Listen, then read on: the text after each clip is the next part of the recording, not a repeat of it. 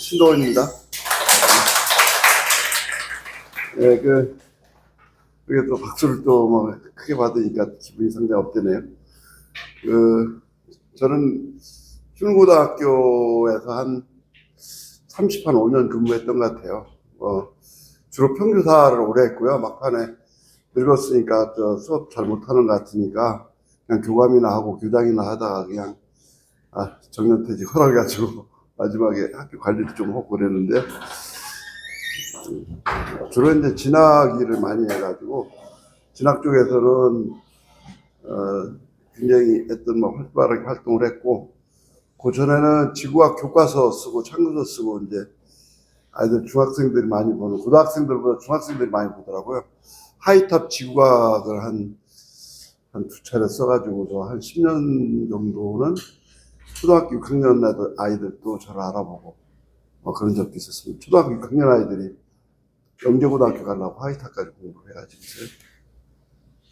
제가 오늘 주로 이제 말씀드릴 내용은 대학 입시에 대해서 주로 말씀을 드리도록 하겠습니다. 지금 여기 고등학교 학부모님 한번 손들어 보실까요? 고등학교 학부모님. 중학교 학부모님 한번 손들어 보실까요? 나머지는 다 초등학교시겠군요.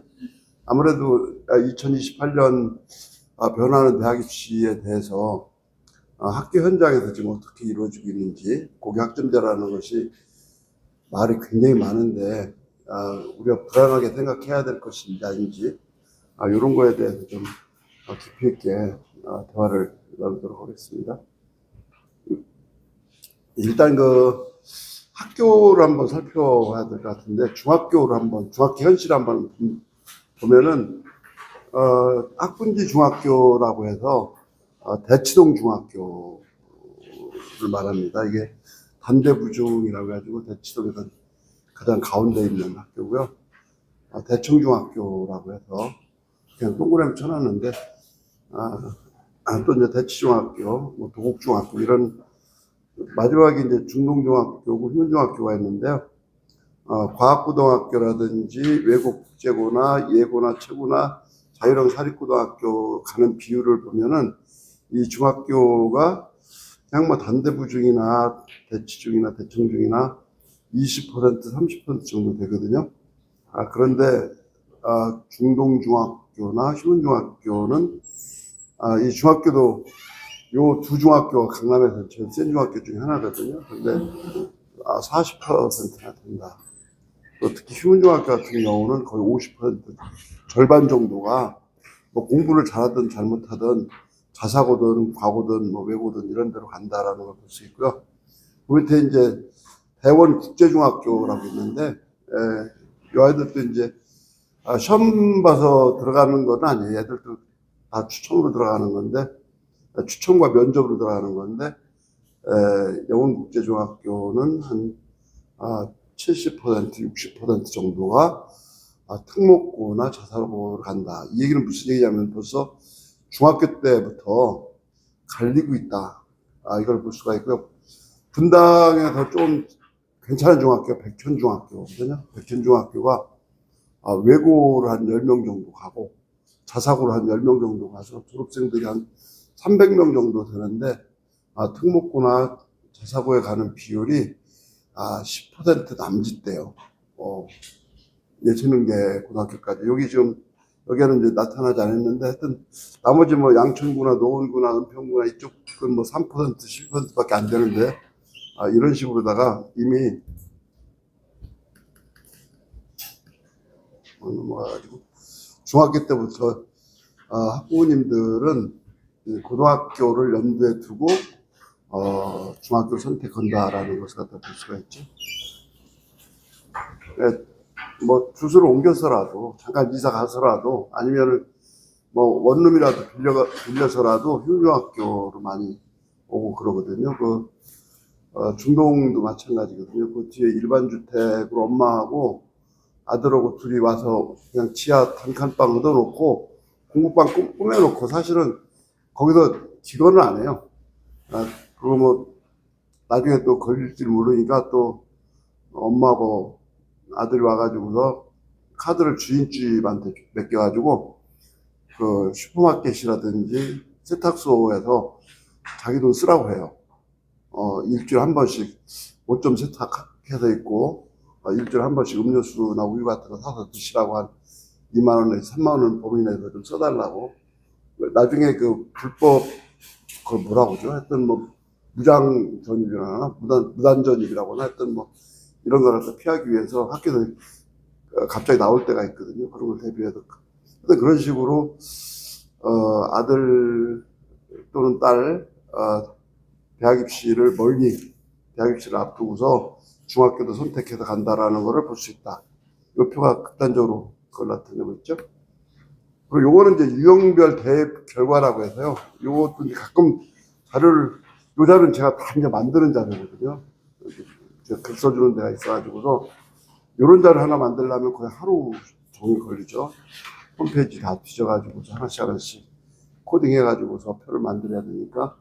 그래서 이제 작년에 영재학교라고 하면은 전국적으로 8개가 있습니다. 경기 과고나 서울 과고, 또 이제, 인천 과고라든지 대전 과고, 또 세종시는 과학예술영재학교라고 부릅니다. 한 80명 뽑는데, 하여튼 뭐 이제 그런 학교까지 해가지고서 8개 학교가 있는데, 작년에 영재학교 출신 아이들이 대학교를 926명 갔대요. 926명을 갔는데, 영재고등학교 졸업생들 한 800명 정도 되거든요. 전국적으로 한 800명 정도 되는데, 800명 중에 재수해서 가는 애들까지 있으니까 이제 한 930명 정도가 대학을 들어가는데, 이 중에서 363명이, 서울대학교를 등록했어요. 퍼센트를 보니까 40% 정도 되죠. 39.2%니까. 그러니까 이 얘기는 무슨 얘기냐 같으면은, 영재학교 들어가면 한 절반 정도 가까이는 서울대학 간다. 그리고 그 다음 많이 간 학교가 연세대학하고, 카이스트, 한국과학기술대학이죠. 한국과학기술원. 그래서 대략, 한국외국어대학까지, 뭐 경희대학이라든지 중앙대학, 뭐 이런 정도는 그래도 나쁜 대학 나와서 출세를 못한다. 말을 못해요. 왜냐면 경희대 출신 문재인 대통령도 있고, 중앙대 출신 성남이 좋아하시는 이재명 대통령도 있으시니까. 그러니까 이 정도까지는 아주 좋은 좋은 대학이라고 볼 수 있어요. 하여튼, 이런 대학까지 87.8%가 들어가더라고요. 마지막에요. 그러니까 영재학교만 가면은, 하여튼 뭐 대통령 되는데 지장 없는 대학까지 87% 이상이 간다. 이렇게 볼 수가 있는 거고요. 과학고등학교가 20개 정도. 여기 성남과학고등학교가 생긴다고 하는데, 여기 성남과학고등학교 생기면은 경기 북과학고등학교가 지금 과학고등학교 중에서 랭킹이 한 2, 3위 하거든요. 근데 그 경기 북과학고등학교를 성남과학고등학교 앞지를 것 같아요. 그래서 지금 기존에 있는 경기 북과학고에서 성남에 생기면 안 된다.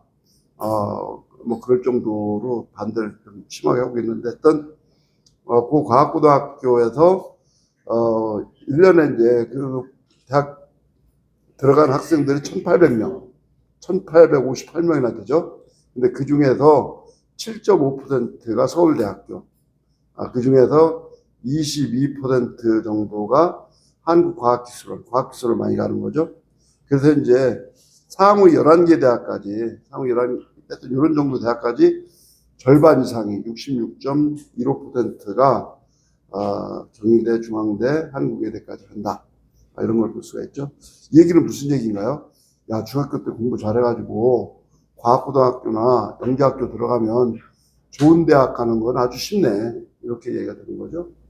그리고 이제 자사고를 보면 자사고가 이제 여기는 외대부고가 제일 세고, 민사고도 있고, 또 서울 하나고등학교도 있고 그런데, 또 저쪽 인천에는 하늘고등학교가 또 있고 그러죠. 거기서 12,000명이 대학을 갔는데, 4% 5% 정도가 서울대, 연세대, 고려대를 가고, 하여튼 그렇다는 걸 볼 수 있고, 졸업생 중에서 12,000명이 대학을 들어갔는데, 그 중에서 4,400명이 그래도 상위 11개 대학에 합격을 했다. 35%다.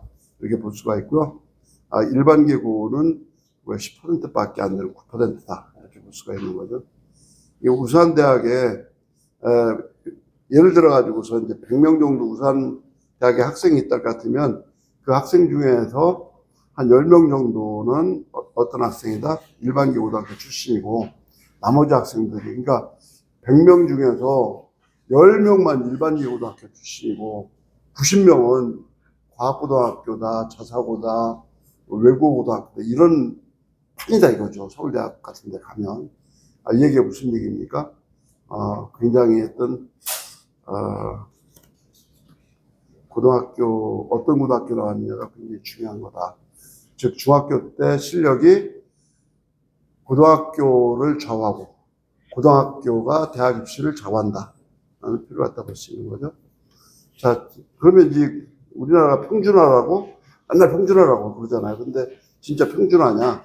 그렇지 않다는 것을 한번 보면 좋겠습니다. 이게 지금 낙생고등학교나 분당중앙고등학교나 대진고등학교나 여기 낙중대라고 하는데, 근데 이게 분당고등학교나 또 태원고등학교, 태원고등학교가 사립인가요? 제가 한 2번 정도 가서 강연도 하고 선생님들 연수도 오고 그랬는데, 사립인가 공립인가요? 태원고등학교 사립인가요? 저쪽 그 야탑동 밑에 있더라고요. 근데 여기 분당에서 이제 내일신문 리포터를 막 굉장히 열심히 하시던 어떤 분이 카페를 하시는데 그분이 태안고등학교 교장선생님이 입시에 대해서 관심이 굉장히 많으니까 한번 언제 가셔가지고 수시모집에 대해서 선생님 연수 좀 시키고 그 뒤에 학부모님들도 좀 연수 좀 해서 학교에서 진학률을 좀 높이는데 선생님들도 긴장을 하시고 학부모님들도 동참을 하셨으면 좋겠다 해가지고서 한 3년 전에 강연을 간 적이 있었거든요. 근데 선생님들도 젊고 열심히 하시는 선생님들도 많고 학부모님들도 굉장히 또 적절했더라고요.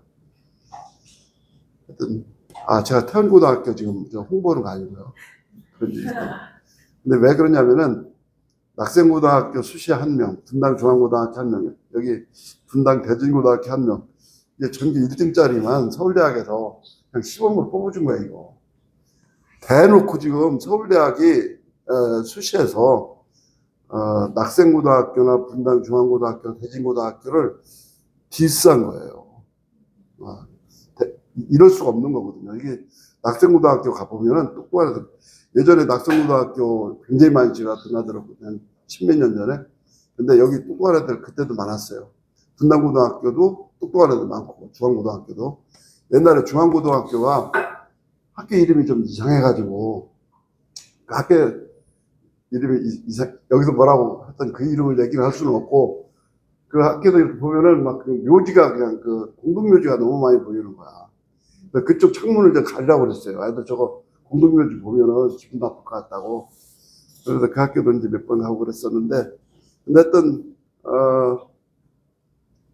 중앙고등학교나 또 대진고등학교도 이제 후배 교장이 있어가지고 자주 갔던 학교들인데, 그러니까 여기는 수능 중심 학교로 발전을 했어요. 선생님들이 고등학교 1학년 때부터 수능 중심으로 가르치고, 학교 시험이 수능 중심으로 출제가 돼서 수능 문제보다 더 어려운 문제, 낙생고등학교 같은 경우는 출제가 돼가지고 1학년 때부터 학교 중간고사나 기말고사를 준비하려면 혼자 준비가 좀 도저히 안 돼.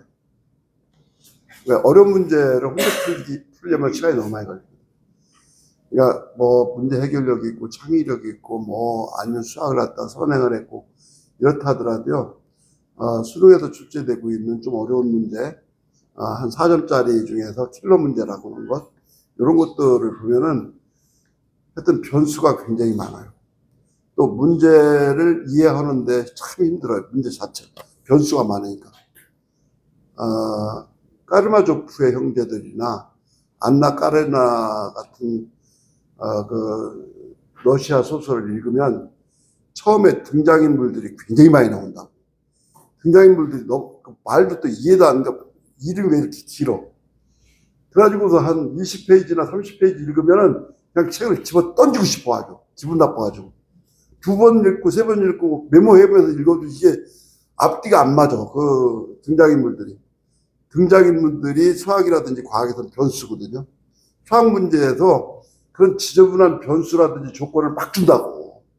그 안나 까르니나라고 하는 소설처럼, 톨스토이 소설처럼 아주 복잡하게 만들어가지고 도대체 이게 뭘 물어보는지를 모르게, 출제 의도를 모르게 그런 문제를 딱 고등학교 1학년 단계에서 만약 한두 문제 출제를 했다 같으면 그러면 애가 야 수학을 포기해야 되나 봐 라고 얘기한다고. 그러면은 이제 학교 가가지고서 수학 선생님이라든지 단체하고 이제 상담을 해. 아 이번에 출제된 18번 문제는 굉장히 어려워가지고 수능에서도 예전에 출제 고려가 됐지만 너무 어려운 문제라고 출제에서 뺐던 문제로 상당히 수준 있는 문제고 이런 문제 틀려도 1등급은 다 맞습니다. 근데 이제 아이들은 100점 맞는 걸 너무 좋아하거든. 하나 틀리면 화가 엄청나거든. 그럼 그 문제를 가지고서 학원에 가요. 학원 원장님 뭐 풀어달라고 그러는데 학원 원장님이 야 이거 문제 조금 어려우니까 대충 풀 수 있는 방법은 생각이 나는데 그 애 앞에서 시간 너무 많이 걸릴 것 같으니까 야 연구해서 가장 풀기 좋은 방법으로 다음 시간에 설명을 해줄게. 하고서 그냥 학원 수학 선생님들 7명, 8명이 모여가지고 그 문제를 풀어가지고, 그 다음에 오면은 이제 쉽게 좀 가르치거든요. 근데 선생님한테 들어서는 도대체 저게 무슨 말인지 이해가 안 가. 아이들 뭐 고만고만 애들 25명 놓고서 선생님이 수업을 하니까 이해가 안 가. 근데 학원에 와서 1대1로 들으니까 이해가 너무 명쾌하게 가는 거야. 어쩔 수 없이 얘가 학원에 고등학교 1학년 때부터 다닐 수밖에 없게 만들어지는 구조가 지금 수능 어려운 문제거든요. 킬러 문제라는 거거든. 그거는 여기 뭐 중동고등학교도 마찬가지고 흉고등학교도 마찬가지고 그 옆에 단대부고도 다 마찬가지고 경기고등학교나 그 강남에 있는 학교들이 그런 문제를 한 40일 동안 예를 들어서 이제 3월 달서부터 4월 달까지 가르쳐가지고서 이제 4월 말에 이제 중간고사를 보는데 수학 선생님들이 그런 문제를 40일 동안 고민을 하는 거예요. 어떤 문제를 해가지고 애들 뒤통수를 때릴까 하면 그냥 수업 시간에도 고민하고 공부 잘해도 파악을 해가지고 아 얘가 이런 건 못하는구나 해가지고 또 고민하고 아주 그런 문제를 갖다가 탁 출제를 한다고. 그것도 최소한 10분 내지 15분 정도 걸려야 풀 수 있는 시간이 굉장히 오래 걸리는 문제를. 그러면 대치동 일대에 있는 거의 모든 학원 원장들이 바짝 긴장을 해. 어떤 그런 문제가 났나 해가지고. 그러면은 막 그냥 그 문제 잘못 냈다. 너무 어렵게 냈다. 그래서 학교 욕을 해요. 근데 또 그것도 안 풀어줄 수가 없어. 학원에서는 또 이제 학생들이 또 요구하면 풀어줘야 되니까. 학교에서 또 그런 문제를 출제하고. 그래서 묘하게 그런 상관관계가 계속 유지되면서, 우리나라에서 킬러 문제가, 학교 공교육 쪽에서 중간고사에서 또 그걸 대비시키기 위한 학교에서 또, 그런 문제를 피하기 위한 평가원에서 계속 만들어내고 있는 거예요. 그런 킬러 문제가. 그런 게 블랙라벨이 되고, 그런 게 뭐, 호랭이 무슨 책이 되는 거고, 그런 거거든요. 그래서 이제 그런 문제를, 중학교 단계에서 접할 수 있는 학원, 또 아니면 고등학교 단계에서 중간고사나 기말고사 전에 풀어줄 수 있는 학원을 기대지 않을 수밖에 없더라. 이제 그런 얘기를, 그냥 제가 경험 삼아서 이렇게 하고. 근데 이제 그런 문제로다가 적응이 되는 애들은 이제 낙생고등학교라든지 분당 중앙고등학교라든지 서울 같으면 이제 세화고등학교라든지 흉고등학교, 중동고등학교, 지방 같으면 상산고등학교나 이런 좋은 학교들이겠죠. 그런 학교들에서 이런 실적을 내고 있는 거예요. 네. 뭐 예를 들어가지고서 상산고등학교 같으면은 300명 정도 졸업하는데 의대만 230명, 256명 뭐 갔다는 등, 흉고등학교 한 400명 졸업하는데 의대만 138명, 뭐 220명 갔다는 등, 서울대를 갔다가 뭐 50명이 합격했다는 등, 세화고등학교도 50명이 합격했다는 등, 이런 결과가 나오는 거죠. 그래서, 이게 어떻게 보면 뭐 서울대 꼭 가야 되느냐, 의대 꼭 가야 되느냐, 이렇게 말씀하실 수도 있죠. 지금, 뭐, 제 제자들 봐도 서울대 나온 애들이 제일 고생하고 전문대 나온 애들이 제일 편하거든요. 아버지 부자에다가 전문대 출신이 인생은 제일 행복하게 살아요. 어렸을 때부터 공부 못하는 것을 초등학교 단계에서부터 나는 그냥 공부 못해요. 이거를 편하게 하고 다녔어. 친구 공부 잘하는 게 얼마나 기분 좋은데요. 저는 공부 못해도 돼요. 뭐, 그러면서 아침에 그 벤츠 타고 학교 나왔다가, 저녁에, 또 다른 차 타고 어디 극장이나 놀러 가고, 뭐, 그런 애들 가끔 있잖아요. 보면은. 그런 애들은 인생 편하게 산다고. 테헤란에 한 700억짜리 빌딩 하나 딱 받아가지고, 밑에 직원들이 하여튼, 그런 얘기 하면 안 되고, 하여튼,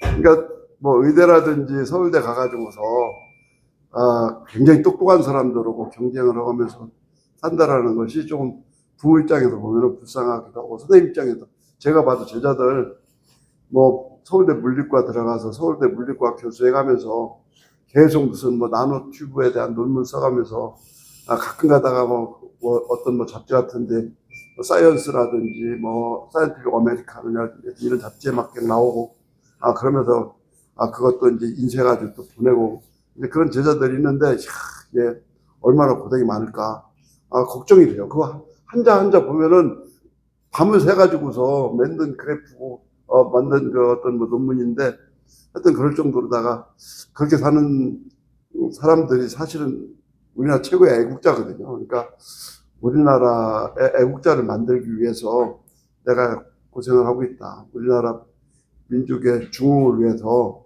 우리 아들 공부를 잘 시켜야 되겠다. 우리 딸 공부를 잘 시켜야 되겠다. 이런 사명감을 가지고 자녀 교육을 시킬 때 그 어떤 어려움 같은 거를 어느 정도는 그 스트레스를 어느 정도는 이렇게 이길 수가 있겠더라고요. 과학고등학교나 영재고등학교에서 이렇게 의대를 많이 간다라는 걸 제가 한번 또 정리해 봤습니다. 엄청나게 많이 가죠.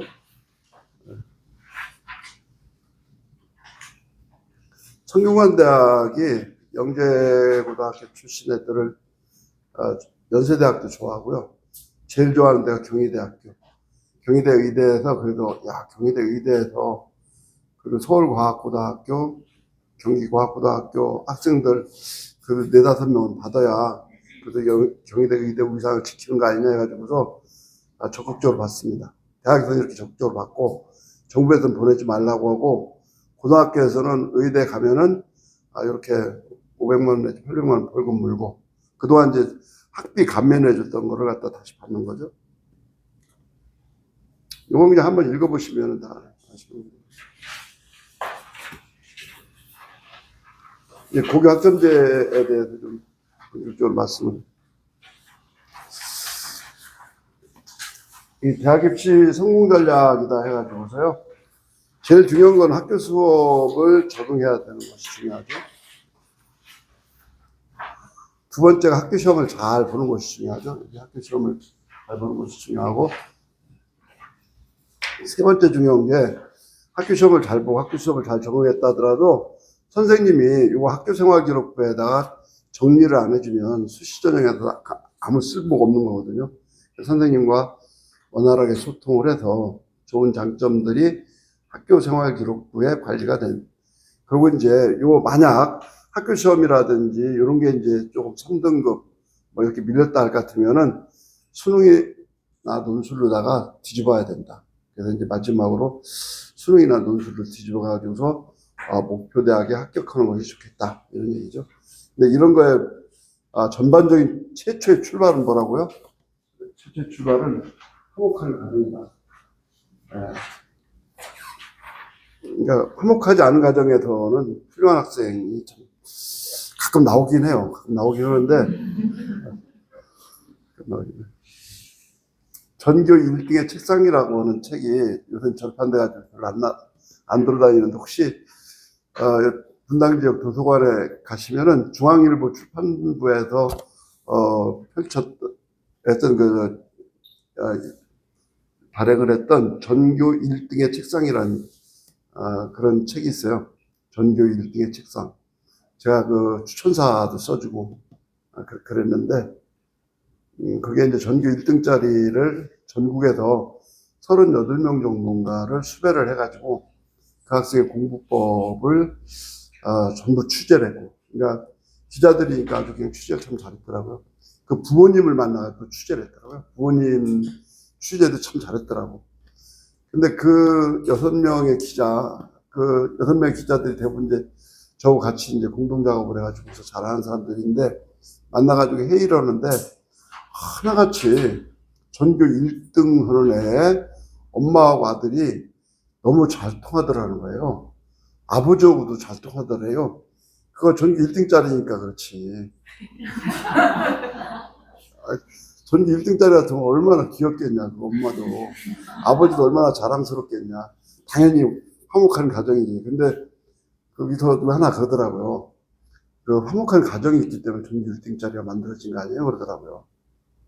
처음부터 엄마 아버지가 싸우고 엄마가 아들 무시하고 아버지가 아들을 사랑하지 않는다 같으면 걔가 전교 1등 할 수 있을까요? 그러더라고요. 그래서 뭐가 뭔지는 모르겠어요. 그렇지만 하여튼 화목한 가정도 전교 1등 하는데 큰 요소더라. 그래서 그 목표한 대학에 합격하려면은 이런 것들이 조화가 돼야 된다.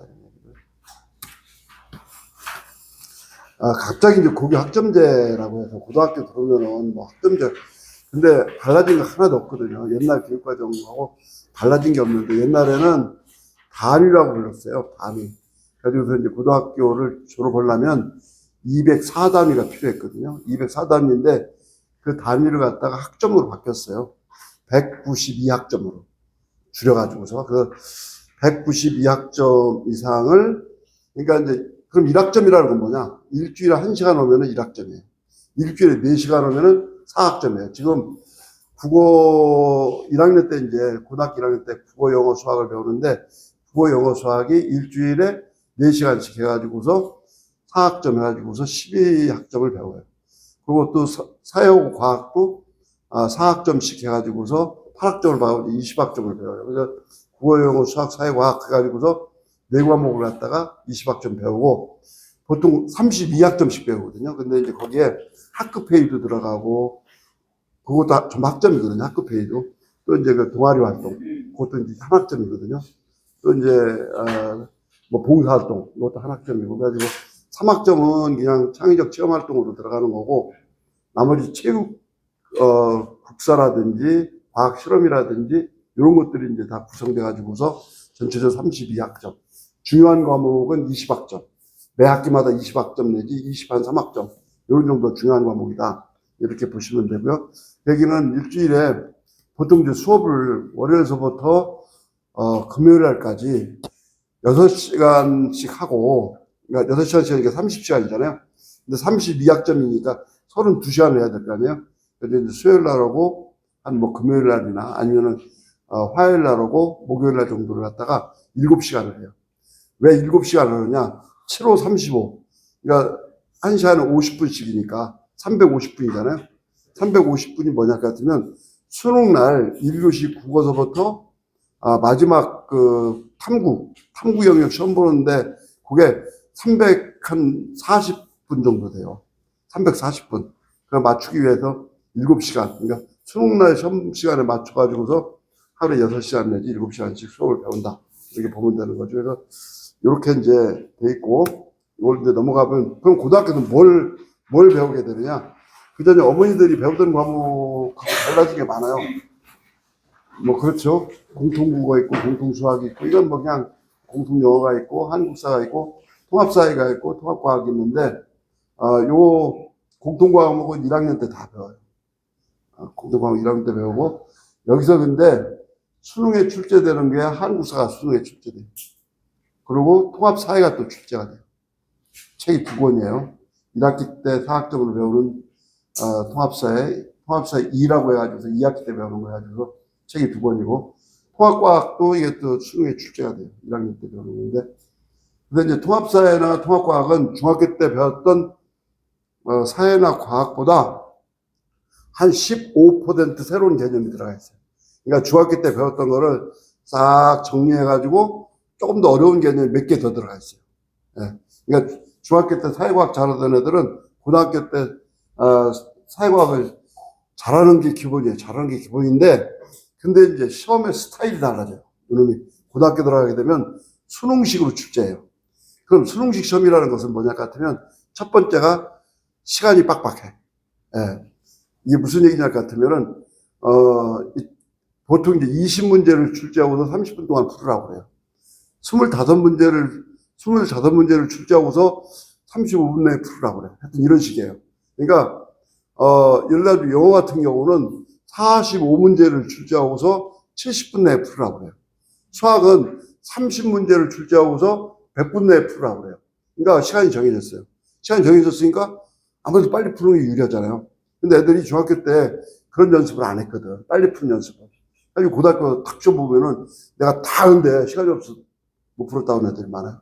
첫 번째가 이제 그거 하여튼 빨리 풀어야 된다는 거고, 두 번째가 뭐냐 같으면은 정확하게 기억을 할 수 있어야 돼요. 내가 정확하게 기억을 못 하게 되면은 정확하게 기억 못 했을 때 골라야 할 답을 꼭 만들어 놔. 그러니까 오지선다형이잖아요. 오지선다형 중에 하나가 아이들이 여기서 실수를 자주 한단 말이지. 그럼 실수하기 좋은 매력적인 오답을 하나 딱 만들어 놓는다. 그래가지고 뒤통수 맞았다고 막 그냥 선생님 욕하고 되더라고요. 어떤 애는. 넌 막 그렇게 외우면 되냐. 자꾸 반복해가지고 정확하게 기억을 해야지. 뭐 하여튼 이제 그런 정확하게 기억을 해야 된다라는 거고, 개념도 정확하게 이해를 해야만이, 그러니까 하여튼 내가 정확하지 않으면, 확실하지 않으면, 아주 쉽게 이해를 하지 못했으면 무조건 틀릴 수 있는 오답을 자기는 풀 때, 야, 문제 굉장히 쉽다 말이야. 이렇게 풀었는데 틀려. 그렇게 만들어 놓는다는 거 하나고. 또 하나 아주 중요한 건데, 문제 해결력이라는 말이 있어요. 문제 해결력이라는 것이 뭐냐면은, 어떤 사람이 봤을 때는, 창의적인 머리로다가 새롭게 생각을 해가지고서 기똥차게 풀어야 돼. 이렇게 생각하는데, 그게 문제 해결력이 아닙니다. 문제를 굉장히 많이 풀어봐가지고, 이런 문제는 이렇게 해결해야 돼. 라고 하는 경험이 있어야 돼요. 그러니까 기출문제를 굉장히 많이 풀어가지고서, 출제자의 의도를 바로 파악할 수 있어야 되고, 주어진 조건을 하나 따져가지고서 이게 해답에 어떻게 영향을 미치는지 논리적으로 추론을 할 수가 있어야 되고, 또, 그 과정에서 수학 문제 같으면 정확하게 계산한다든지, 정확한 메타포를 써가지고, 메타포라는 게, 계단식으로 한 단계 뛰어넘는 상상력이 있어가지고서 해답에 탁 가까워져야 되거든요. 그러니까, 그냥 밋밋하고 비슷한 길을 갔다가 올라가는 것이 아니라 한 단계 큰 힘이 필요해요. 도약할 수 있는 힘. 그래야만이 그 문제에 가까워져 가지고서 그 문제를 쉽게 풀 수가 있는 그런 국어에만 메타포가 있고, 시에만 메타포가 있는 게 아니라 수학이라든지 과학에도 메타포가 있거든요. 그러니까 은유와 같은 그런 상상력이라든지 추론 능력으로 한 단계 뛰어넘는 그런 게 평소에 훈련이 돼 있어가지고서 정답을 딱 골라내야 되는데, 그런 것을 갖다 우리가 문제 해결력이라고 보거든요. 하여튼 이제 그런 게 고등학교에서는 필요하다 이거죠. 그런 식으로다가 중학교하고는 완전히 다른 시험 문제가 고등학교 1학년 따는 게부터 펼쳐진다는 것이고, 하여튼 그러면서 이제 2학년 되면 이제 배우는 것이 국어에서 화법과 언어도 수능에 출제되는 문제, 독서와 작문도 수능에 출제되고 문학도 수능에 출제됩니다. 그리고 주로 이제 2학년 1학기 때는 화법과 언어를 배우고, 2학기 때 독서와 작문을 배우고, 3학기 때 문학을 배우게 돼요. 그리고 이제 수학도 이제 대수와 미적분이라든지 확률과 통계, 요것이 수능 과목이고요. 영어 1, 2, 그러니까 2학년 1학기 때 영어 1을 배우고 2학기 때 영어 2를 배우는데, 이게 수능 출제 과목이에요. 영어, 독해와 작문 3학기 때 대부분 배우게 되고, 그리고 나머지는 수능 출제 과목이 하나도 없어요. 그러면 이걸 왜 배우느냐 같으면은, 이 중에서 내가 경영학과를 가고 싶어. 그러면은 경제 수학이라든지 아니면은 독해와 작문이라든지 아니면 경제라든지 법과사회라든지 이런 거 선택해가지고서 대학에 들어갈 때 학생부 종합전형에서 부과되는 점수, 플러스 점수를 받아가지고, 그래가지고서 합격할 수 있도록 이런 선택 과목을 이수하라, 이런 뜻이거든요. 그러니까 이제 이거는 대학에 보통 이제 2학년 2학기 때, 3학년 1학기 때, 수능과 관계없이 학생부 종합전형을 위해서 선택하는 과목이다. 이렇게 보면 돼요. 그리고 이제 요거를 제하고, 요 사회하고 과학, 요 융합선택, 얘들을 제외하고 나머지 과목들은 전부 1등급서부터 5등급까지, 1등급서부터 5등급까지 전부, 상대평가를 한다 이거죠. 10%까지를 1등급, 34%까지를 2등급, 66%까지를 3등급 이런 식으로다가 또 90% 뒤를 갖다가 5등급 이렇게 이제 한다 이거죠. 하여튼 요거는 등급이 안 나와요. 그냥 A, B, C, D, E까지만 나와요. 그리고 이제 A, B, C, D, E까지가 40점 이상을 받으면 E를 받을 수가 있어요. 근데 40점 이하를 받으면 F를 줘야 될 거 아니에요. 대학과 마찬가지로 F 받은 애들은 그 이수가 안 되는 거야. 그러면 성원회 때 192학점을 못 받아. 그럼 고등학교 졸업을 못 해요. 그래서 지금 그것 때문에 선생님들이 방학 때도 가르쳐요. 그러니까 이제 F 받은 애들만 학교 나오라고 하면은, 저 자식 좀 공부 못하나 봐. 이렇게 찍힐 것 같으니까 줌으로다가, 인터넷으로다가, 유튜브 같은 거로다가 수업을 해요. F 받은 애들만 쫙 불러가지고서, 야, 니들은 요런 거 못해가지고서, 너는 4점 깎였고, 너는 8점 깎였고, 너는 6점 깎였으니까, 요거 6점 맞을 만큼, 8점 맞을 만큼, 4점 더 맞을 만큼 공부하자. 해가지고서, 어떤 애는 3시간, 어떤 애는 2시간, 어떤 애는 1시간 가르쳐가지고, 전부, 이수를 줘요. 이수했다고. 그래서, 192학점 받아가지고 전부 졸업할 수 있도록. 근데 그게 이제 좀 쉽지는 않아요. 그래서 이제 고등학교 때, 진짜 F 받아가지고서 졸업 못한 애들 이제 나올 거예요. 중학교 때 포기한 애들 있잖아요. 예를 들어가지고서 얘가 수학을 포기했어. 어떤 애가. 그러면 고등학교 들어가지고 수학 40점 받기 쉽지 않거든. 그래가지고 이제 어떤 고등학교는 수행평가를 40%로 하면서 수행평가를 최저 점수를 36점을 줘. 그리고 중간고사와 기말고사에서 문제 하나씩 4점짜리를 가르쳐줘.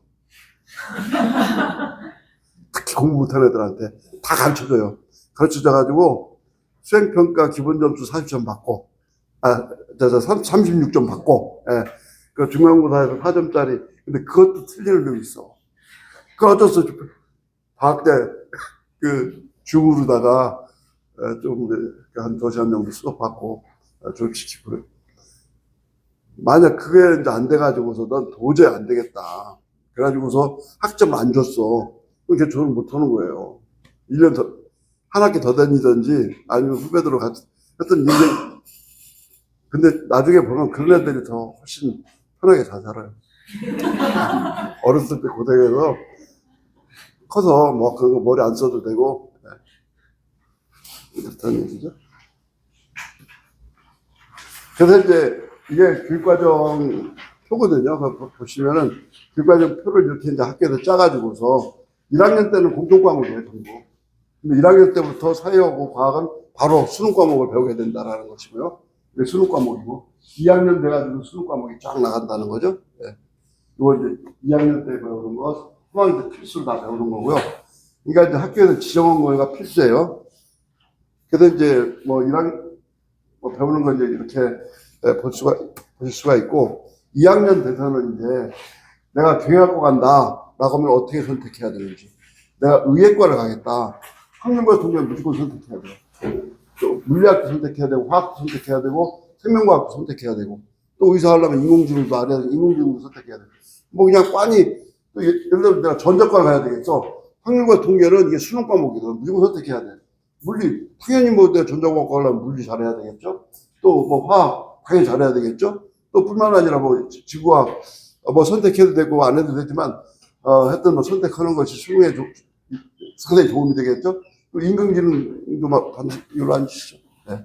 이렇게 해야 될 테고. 하여튼 이런 식으로 돼가지고서 자기가 어느 진로에 따라서, 대학에 가지고서 무엇을 전공할 것이냐에 따라 가지고서 이런 식으로 좀 선택해 가지고서 듣게 된다. 네. 근데 이게 어려운 게 뭘까요? 이 과목들이 전부 1등급에서부터 5등급까지 나눈다는 거예요.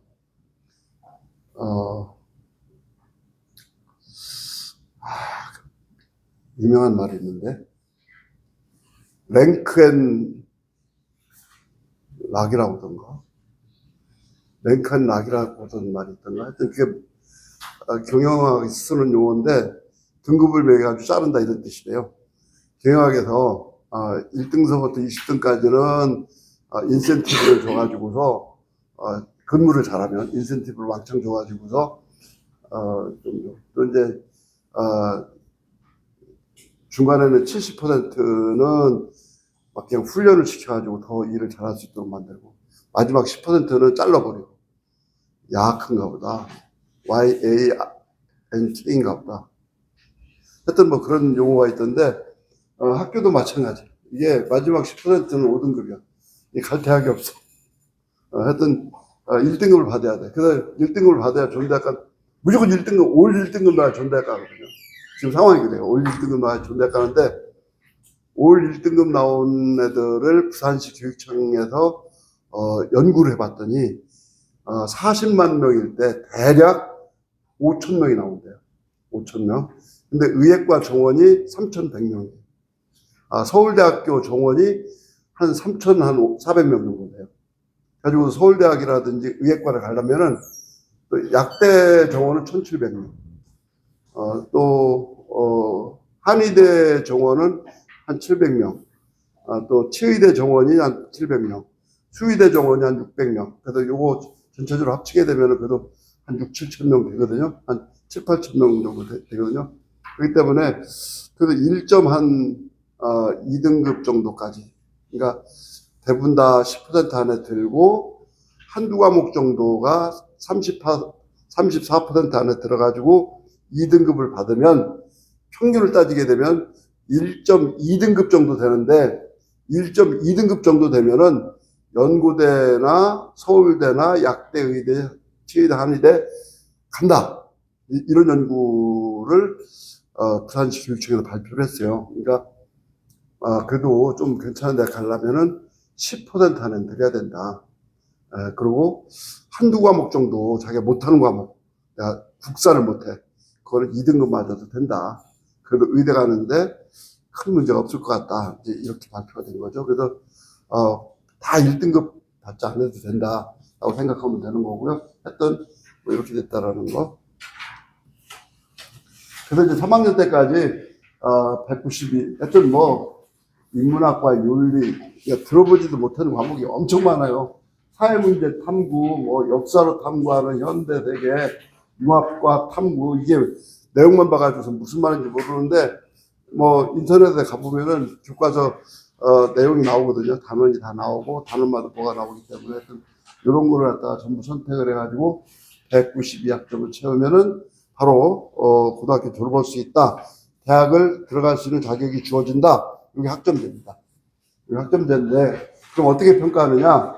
아까 공통과목 1학년 때 배우는 것들은 전부 원점수도 나오고 성취도도 나오고 설차 등급이라든지 다 나와요. 근데 여기서 이제 사회과학 융합선택 과목만 X 석차 등급이 안 나온다라는 거고요. 예술, 체육, 과학탐구 이런 것들은 ABC만 나오고 아무것도 안 나온다라는 거. 원점수도 안 나와요. 그리고 교양도 아무것도 안 나오고 그냥 이수했다라는 것만 나오니까. 그러니까 지금 교과목과 관계 있는 국어영어, 수학, 사회과학은 전부 원점수도 나오고 성취도도 나오고 석차 등급도 나오고 성취도 분포. 그러니까 예를 들어서 뭐 여기 대진고등학교에서 A 받은 애 성취도 ABC 교육에 성취도 ABC다. A가 30%, B가 25%, C가 뭐 어쩌고 이렇게 표시돼 있으면 A를 받은 애들이 많네. 야, 대진고등학교가 공부 잘하는 애들이 많아가지고서 A 받은 애들이 많은가 봐. 서울대학에서 그렇게 우호적으로 평가할까요? 아니면, 야, 얘들 A 주려고 말이지. 시험문제 쉽게 출제했구만. 이렇게 평가할까요? 시험문제 쉽게 출제했구만. 왜냐면 거기는 별고등학교가 다 오니까. 서울과학고등학교도 원서를 냈고, 서울과학고등학교도 물리 실험 같은 경우 보면, 아니면 또 고급물리 같은 거 보면은 A 받은 애들이 한 7, 8%밖에 안 되거든요. 그러니까, 그렇게 천재들이 다니는 학교인데도, 그 7, 8%밖에 A를 안 주는데, 경기과학고등학교도 마찬가지거든요. 아주 어려운 과목일수록 A 비율이 작아요. 왜냐면은, 어려운 과목이면은 시험 문제가 어려워질 수밖에 없어. 그러니까 애들이 만점 받기가 너무 힘들어. 그러니까 예를 들어 가지고서 서울대에서 미분방 정식을 어떤 교수가 서울대 물리과 수학과 애들을 상대로 해가지고서 대학교 3학년한테 가르쳤어. 가르쳤는데 진짜 A 받은 사람들이 10%밖에 안 돼. 똑같은 미분방 정식을 명지대학에서 교재는 달라요. 서울대 교수들이 쓴 미분방 정식 교재를 서울대는 배웠고 명지대학은 그냥 명지대학 교수들이 쓴 미분방 정식을 했는데 명지대학에서는 취직 잘 되라고 A를 갖다 30몇 % 줬어. 그럼 하버드 대학에서 서울대 A를 갖다가 크게 칠까요? 명지대 A를 크게 칠까요? 아무래도 서울대 A를 크게 치겠죠. 그와 마찬가지로 대학도 마찬가지예요. 대학도 예를 들어 가지고서 여기 낙생고등학교에서 A 받은 애하고 여기 다른 고등학교에서 A 받은 애를 똑같이 본다고 얘기를 해요. 똑같이 봅니다. 어떻게 선생님들이 A 줬는데 그걸 다르게 봅니까? 똑같은 A인데 우리 학생 차별하지 않습니다. 이거는 지들이 하는 소리고 뒤에서 보면은 별 생각을 다 하면서 학교 생활 기록부를 평가한다 이거죠. 그래서 어쩔 수 없이 좀 우수한 고등학교에서 좋은 성적 받은 애들을 합격시키게 되는 것이 경쟁사회에서 어쩔 수 없는 학교 시험과 관련된 원점수라든지 성취도라든지 이런 게 있고요. 이거 한번 보시면 되고 성취도 비율이 아까 나온다고 그랬죠. 학교 생활 기록부에 예를 들어 국어는 74%가 A고 뭐 B는 12.9%고 C는 16% 이게 다 나와요. 똑같은 수학인데도 A는 막 44%가 그러면은 국어는 어렵게 출제됐고 수학은 좀 쉽게 출제됐네 이런 식으로다가 대학에서 평가한다는 얘기가 되는 거겠죠. 이제 그다음에 수학능력 시험 얘기를 잠깐 해야 될 것 같아요. 이건 수능 시험 얘기인데 이렇게 이제 국어는 45문항을 오디션 대항으로 2점짜리, 3점짜리 100점으로다가 출제가 된다. 시험 시간은 80분이다. 합곡과 언어, 독서와 작문, 문학 이런 것들이 출제되고 수학도 이렇게 하고 쭉 한번 보시면 되죠. 지금 뭐 이런 거 외우시거나 그럴 필요 없고요. 이게 수학은 100분 동안 시험 보는 거니까요. 지구력이 있어야 되겠네. 영어는 45문항을 70분 동안에 풀어야 되니까 좀 문제를 빨리 풀어야 되겠네. 국사 20문항 출제는 30분? 이것도 빨리 풀어야 되겠네. 뭐, 이런 정도만 생각해 주시면 되겠죠. 요 사회과학도, 문제가 쉽지 않은 문제들인데, 25문항을 40분 동안에 풀어야 되니까, 문제 풀이 속도가 상당히 빨라야 된다. 이런 거죠. 네, 수학능력 시험 성적표가 이런 식으로 나오거든요. 한국사는 절대평가라 등급만 나와요. 90점 이상은 1등급, 80점 이상은 2등급, 이렇게. 국어는, 표준점수하고 100분위하고, 표준점수 100분위, 요거는 지금 이미 50점 맞으면은 국어는 표준점수가 100점이에요. 60점 맞으면은 110점쯤 돼요. 그런 식으로 했던, 그런 식으로, 평균의, 예를 들어서 시험을 봤는데, 평균이 딱 50점 나왔어. 내가 50점 나왔어. 그러면은 표준점수가 100점 나와요. 문제가 쉽게 출제돼가지고서 평균이 80점이나 나왔어. 내가 시험을 굉장히 잘 봤어. 80점이야. 그래도 100점이 나와요. 그러니까 평균 점수를 100점으로 해서 표준화를 시켰어요. 가지고서 100점보다 높으면은 평균보다 시험을 잘 봤다. 100점보다 못 봤으면은 평균보다 시험을 못 봤다. 이런 거거든요. 공식으로 만들어지는 점수인데 하여튼 그렇다라는 거. 그리고 이제 100분위는 석차나 마찬가지예요. 이거 100분위가 97이다 그러면은 100명 중에서 3등 했구나. 이런 뜻이겠죠. 그리고 이제 수학도 마찬가지. 그럼 100명 중에서 8등쯤 했나 보다. 이렇게 이제 보시면 되겠죠. 그래서 100분위가 사실은 가장 살벌하게 느껴질 수 있는 상대평가 점수죠. 수능은 지금하고 달라지는 게 없어요. 수능은 달라지는 게 없어요. 내신만 9등급에서 5등급으로 내려갔고 수능은 지금하고 똑같다. 단지 선택 과목이 싹 없어지고 과학 선택, 사회 선택으로 보던 거를 전부 고등학교 1학년 때 배우는 통합사회와 통합과학으로 바꿨다. 그러니까 수능은 어찌 보면 좀 더 어려워졌고 더 각박해질 수도 있었다. 왜냐면 선택 과목이니까 자기가 잘할 수 있는 과목 선택이라도 할 수 있었다. 지금은 얘들은 선택이 없어 좀 필수가 돼버렸으니까 더 힘든 수능이 되지 않았을까 이렇게 느끼는 사람들이 많습니다. 그래서 지금 2028 입시에서는 지금보다 입시가 더 쉬워진 게 아니라 더 어려워진 부분이 있다. 이런 얘기가 되는 거예요. 자, 이제 요거부터 이제 학교 공부에 대한 얘기인데요.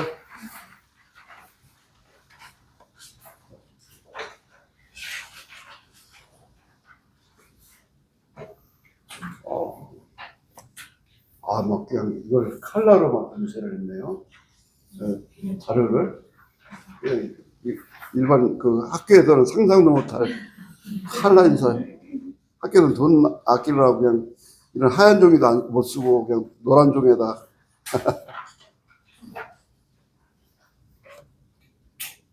요거, 일단 학교 생활을 적극적으로 해야 된다. 이게 이제 수업이 뭐냐면은, 사실은 수업이 학교에서 이제 뭐, 예를 들어 수학을 가르치든, 영어를 가르치든, 국어를 가르치든, 학교 수업은 이번 중간고사에서 출제될 문제를 가르쳐 주는 시간이거든요. 중간고사에서 출제될 문제를 가르쳐 주지 않으면은, 그러니까 가르치지도 않은 거에서 출제를 하게 되면 아이들이 굉장히 반발이 심하고, 더 나아가서 선생님이 제재를 받을 수도 있고, 심지어는 경고라든지 아니면은 뭐 학교에서 무슨 뭐 그냥 강제 전출시킬 수도 있어요. 왜? 가르쳐 주지 않고 문제만 어렵게 출제하면 그게 무슨 선생이에요. 그래서 이제 선생님들은 그래서 자기가 가르친 아이들이 점수가 잘 나오길 바라요. 1반서부터 10반까지 있으면은 1반부터 3반까지는 A라는 선생님이 들어가고 그다음 B라는 선생님, 그다음 C라는 선생님이 들어가는데 내가 들어가는 반 애들이 시험 잘 나오면은 저 선생님 잘 가르친다 이렇게 되는 거잖아요. 그렇기 때문에 자기가 담당한 반 성적이 좋게 나오게 하려고 중간고사 출제될 문제를 계속 강조를 한다고. 그러니까 수업 시간에 잘 들어야 돼. 하여튼 4번, 5번씩 강조를 해. 우리 반 평균이 높아야 되니까. 선생님들도 경쟁이 엄청 치열하거든요. 교석에서. 근데 너 문제를 대놓고 가르쳐 주면은 그게 나중에 소문이 나쁘고 나중에는 또 이제 법적인 문제도 있기 때문에 비슷하게 이거 요렇게 출제될 수도 있지 않겠냐? 그러면서 요렇게 저렇게 가르쳐 준다고. 그걸 딱 눈치를 딱 채고서 저 시험 문제 출제되는구나 라고 해가지고 딱 요약을 했다가 시험 볼 때까지 확실하게 기억을 해야 되는데 근데 이제 그게 수업 시간에 중간고사들은 기말고사들은 수행평가에서 출제될 문제를 가르쳐 주니까 그것만 잘하면 중간고사, 기말고사, 수행평가 잘해서 교과 전형이라는 게 있습니다. 그러니까 고등학교 성적 가지고서 선발하는 전형, 교과 전형이라고 그걸 갖다가 또 대학을 갈 수가 있고 또 이제 논술 전형으로 갈 수도 있고 그래서 이런 식으로다가 이제 되는 건데 그래서 이제 이런 모든 것들 체험 활동이라든지 학교 생활 이런 걸 갖다 담임선생님이 학교 생활에서 전부 기록을 해주거든요. 이걸 종합적으로 평가해가지고서 학생들을 선발하는 것을 학생부 종합전형이라고 해요. 국어 1등급, 영어 1등급, 수학 1등급 다 1등급이야. 그러면 뭐 대학교 바로 합격하잖아요. 네, 그걸 갖다 교과전형이라고 하고. 근데 그 대학에서 필요한 논술이 있어요. 그런 논술 같은 거를 머리 좋은 애들이 잘 쓰죠. 논술 전형으로 또 이제 수능 전형을 볼 수도 있는 거고. 하여튼 그래서 이 전형이 딱 4가지가 있는데 이 4가지 중에서 하나는 내가 잡고 가야 된다. 성실한 애들은 종합전형이 좋고, 내가 학교 시험을 잘 본 애들은 교과전형이 좋고, 또 좀 어려운 문제 잘 푼 애들은 논술전형이 좋고, 내가 조금 문제 해결력이 좀 있는 애들은 수능전형이 좋고, 문제를 더 빨리 푸는 애들 수능전형이 유리하거든요. 그래서 고등학교 들어가게 되면 4개 중에서 하나는 선택을 해야 된다는 얘기가 되겠죠. 이건 얘가 예전에 논문까지 쓴 책인데, 야마구치 마유라고 해가지고서 일본의 환경고시에서 수업을 합격하고, 사법고시에서 수업을 합격한 사람이 이런 책을 썼는데, 일본에서는 더럽게 안 팔렸어요, 이 책이. 근데 한국에서 많이 팔렸어요. 나도 이걸 여러 권 사가지고 애들한테 줬으니까. 근데 요거를 갖다가 요 7번 읽으면은 100점 맞는다고 했길래 학교에서 이걸 갖다 실천을 해봤어요. 그러니까, 너희들 수업 받기 전에 2번만 읽어봐라. 그러니까 예습이 2번 읽는 거예요. 모르는 어휘에다 밑줄 치고 조금 어려운 문장에다가 밑줄 치고 와라. 그러니까 수업 시간에 내가 중요한 문장을 2번씩 설명할 테니까 2번씩 설명하는 문장을 잘 보고 교과서를 다시 한번 읽어봐라. 그리고 또 이걸 나중에 수업 끝날 때쯤 돼서 한번 쫙 중요한 것만 요약해봐라. 그럼 벌써 4번 읽었으니까 수업 끝나자마자 4번이나 읽었으니까 오늘 충분히 말로 설명할 수 있다. 노트 보고 또는 교과서 보고. 그러면은 거의 수업은 완벽하게 들은 거다. 말로 설명이 안 되면은 수업 완벽하게 안 들은 거다. 했던 이게 수학이 됐든 뭐 영어가 됐든 교과서나 아니면 노트를 보고서 거의 그냥 5분 내 설명, 오늘 배운 거 중요한 거 다 설명할 수 있어야 된다. 소단원이 끝나고 난 뒤에 익히 문제가 나오거든. 그 익히 문제를 꼼꼼히 읽으면서 핵심 개명을 이때 완벽하게 암기를 해라. 그럼 6번 읽었지? 중단원이 끝나고 나서 이때 EBS 책을 가지고서 오지선다한 문제를 풀어봐라. 그러면은 문제 해결 능력, 수능 문제, 수능식 문제 해결 능력이 엄청나게 든다. 이때 거의 80% 이상은 다 맞출 수 있는 시간 많이 안 걸린다. 7번 읽고 나면은 그 집에서 한 번 보는데 거의 뭐 다른 데 1시간 걸렸다 같으면 5분밖에 안 돼. 하여튼 뭐 그래가지고 이걸 갖다가 이제 쭉 해봤더니 반에서 한 중간 정도 되는 애들이 이걸 갖다가 실천하는 애들 몇 명 있었거든요. 걔들이 이제 시험 대상이었는데 걔들이 90점, 100점 맞는 거예요. 충분히 100점 맞을 것 같은데도 90점밖에 못 맞는 애들이 있는데 걔들은 어렸을 때부터 수능식 문제를 많이 안 풀어봤기 때문에 중학교 때 선행을 안 했기 때문에 아니면 또 내가 문제 중심으로 공부하지 않고 개념 중심으로 공부했기 때문에 문제 푸는 능력이 떨어져가지고 실수를 하고 출제자 의도 파악을 못 해가지고서 한두 문제 틀린 거지 실력은 뭐 100점짜리 마찬가지 실력.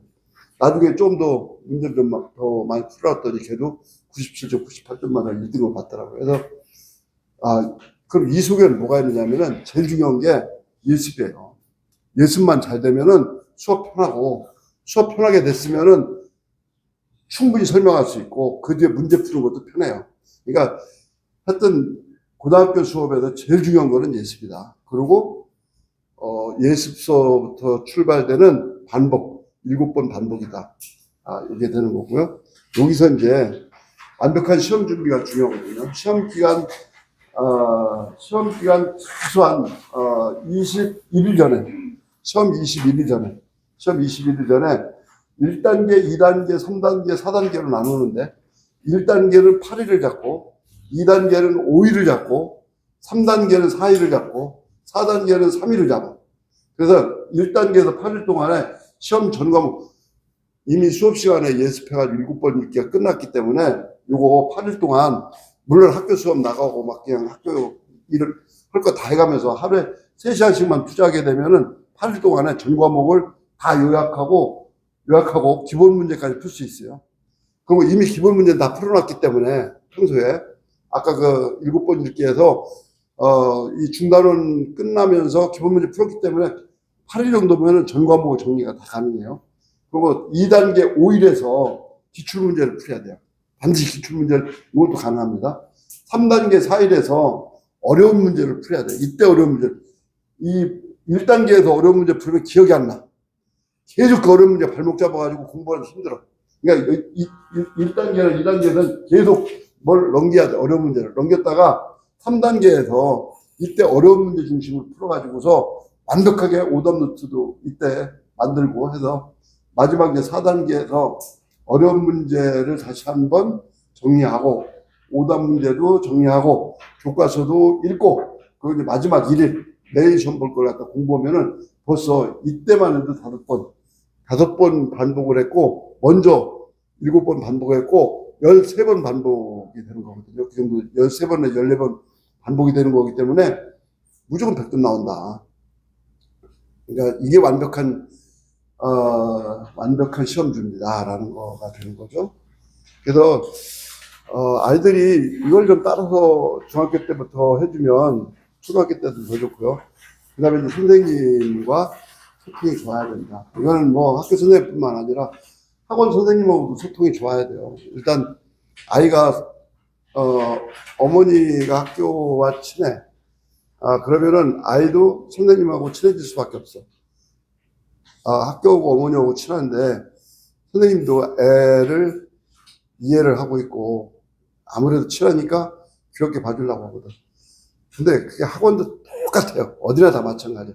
하여튼 제자 아들을 많이 가르치는데 제자들이 무엇을 해도 이쁘게 보여.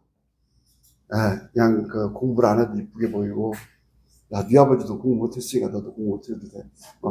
나 네 아버지는 공부 잘했는데 너 왜 공부 못하냐? 저는 아버지하고 인생관이 달라요. 인생관이 다른 건 중요한 거야. 같은 집안에 똑같은 사람들만 살 필요 없어. 그래, 아버지하고 다른 길로 한번 가봐. 그러면서 친하게 지낸다고. 그러면은 그 애가 은근히 내 말을 귀담아 들어요. 선생님이 관심을 가졌을 때 애가 선생님한테 관심을 갖고 서로 소통이 되거든. 가지고서 소통 관계가 원활해야만이 걔 장단점을 학교 생활 기록부에다가 잘 써줄 수가 있고 학생부 종합전형을 읽었을 때 종합전형에서 입학사정관이 얘 학교 생활 기록부를 읽었을 때 기분이 좋은 학교 생활 기록부 읽고 나는데 기분이 나쁜 학교 생활 기록부였다고. 기분이 좋은 학교 생활 기록부는 한번 면접 봐가지고서 괜찮으면 뽑아야 되겠다. 기분이 나쁘면은 그냥 불합격 이렇게 되는 거잖아요. 하여튼 그렇다라는 것이죠. 이거는 오늘의 마지막 행복은 결국 사랑이다라는 거를 조지 베일런트라는 사람이 행복의 조건이라는 책을 한번 읽어보시면은 이 책만 읽어봐도 굉장히 행복해지거든요. 한번 이거 거의 지금 시중에서는 안 파는데 저는 이제 성남도 소관에 가끔 가보기도 하고 또 이제 강남도 소관 집이 강남 쪽에 있어 그런 자료 가면 옛날 이게 좋은 책이 많이 있더라고요. 그래서 이 책하고 그릿이라는 책이 있어요. 그릿이라는 책이 조금 읽기가 좀 빡빡하긴 한데 하여튼 재밌어요. 그것도 엄청 재밌어요. 하여튼 인사이트가 많거든요. 이런 책을 읽어보시면은 애 키우시는데 상당히 도움이 되지 않을까요? 뭐 질문 있으면 간단하게 질문 몇 개 받고요. 시간이 좀 한 4분 정도 흘렀는데 아까 인사말이 좀 길어가지고 4분 1시간만 부탁했는데 좀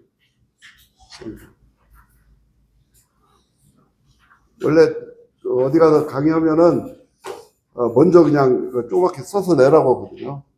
여기서 손들고 질문하면 질문을 못 하시더라고. 지금 뭐 제일 중요한 게 다 이렇게 물어봐. 첫 번째로는 고등학교를 어디 보내야 돼요? 저는 그냥 가까운 학교에 중학교 때 나쁜 친구, 사이가 나빴던 친구 안 가면은 그 학교로 가라. 가까운 학교가 제일 좋다. 근데 중학교 때 사이 나빴던 친구가 있거든. 여학생들도 예민한 애들이 많고, 그 어떤 남학생이 여학생한테 초등학교 때부터 친해가지고, 근데 여학생이 중학교 와가지고 갑자기 다 다른 남학생으로 친했대요. 그래가지고서 그 여학생 보기만 하면 기분이 나빠서 두드려 패고 싶대. 우리 이제 그 제자의 아들이. 근데 그 애가 또 마치 그 중대부고를 간다고 한다요. 근데 이제 내가 중대부고 가라고 그랬거든. 근데 그 애가 그 얘기를 하더라고요. 부모님한테 얘기도 못 했는데요. 저하고 아주 사이 더럽게 나쁜 옛날 여자친구가 있는데 걔가 중대부고 간다고 해서요.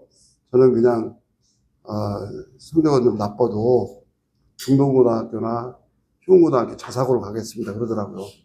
그 애하고 완전히 멀어지려면 남학교로 가야 되니까. 혹시 이제 그 개포고등학교 가서 또 만나게 되면 중대보고 떨어져가지고 만나게 되면은 또 3년 동안 그 고문을 막 눈을 흘기고 그런대요. 자기는 늘 따뜻한 마음으로 쳐다보고 있는데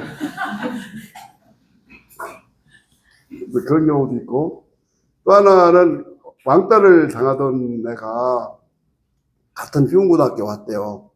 내가 교감할 때 그래서 어떻게 했으면 좋겠느냐고 하더라고요. 너 빨리 전학 가라. 네가 전학 가는 게 낫다.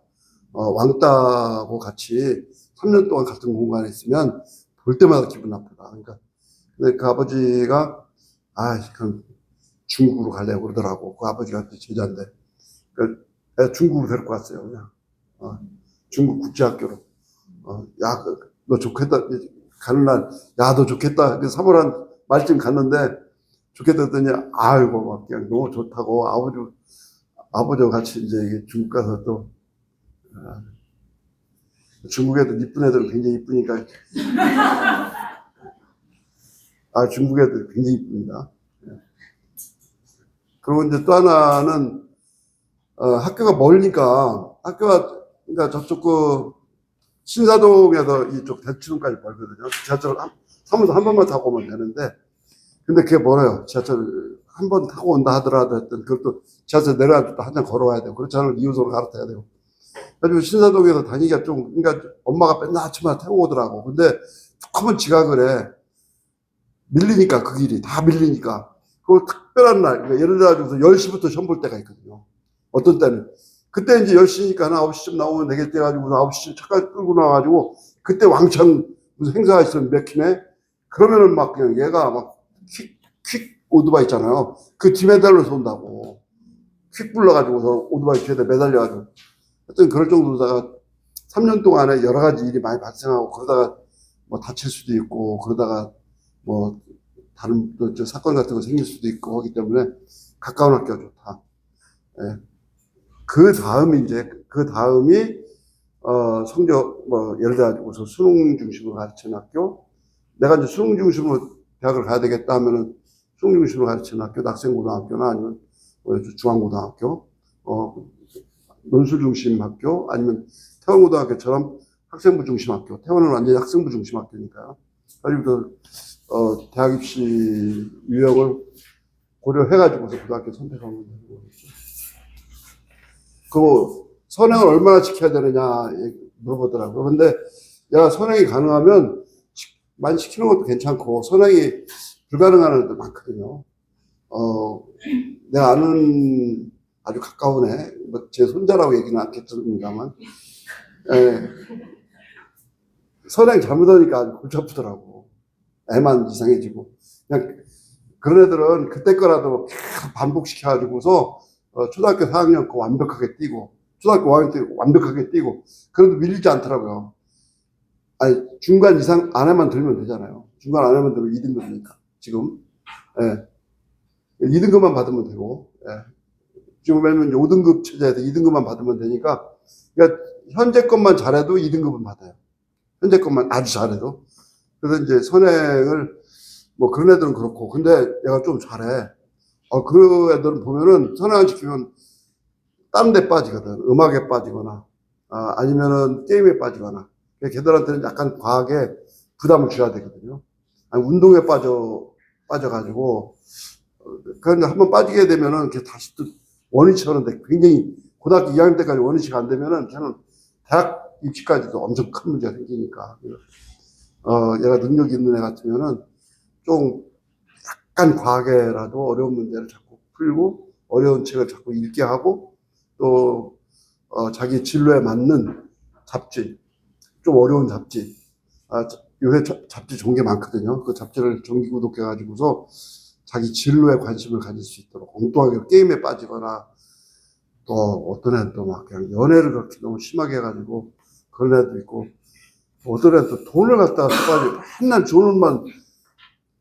존을 입고 가지고 뺏기고 그런 애도 있고 별애들이 다 있습니다. 그래가지고 그런 엉뚱한 길로 빠지지 않도록 부모님께서 능력이 있다 싶으면은 좀 머리 쓰는 쪽으로다가 학과 쪽으로다가 밀어붙이시는 것이 좋지 않을까. 그걸 선행이라고 한다라는 거죠.